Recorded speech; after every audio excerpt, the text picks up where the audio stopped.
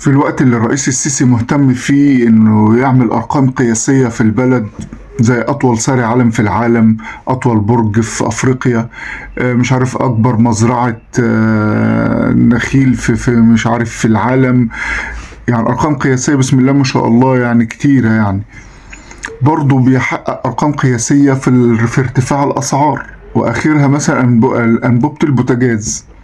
يعني بفضل الله وصلت 150 جنيه. يعني 2012 كانت بخمسة، والسنة اللي فاتت كانت ب75، السنة دي وصلت 150. بيتضاعف الأسعار بسم الله ما شاء الله عليه.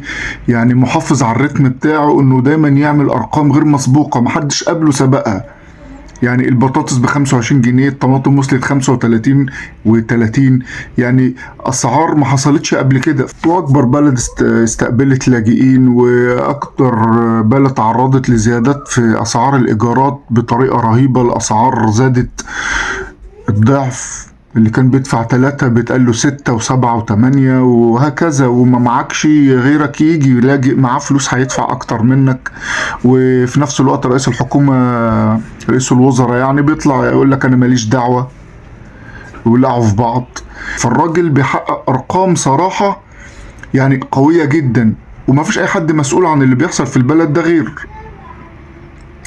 غيرك يا ريس.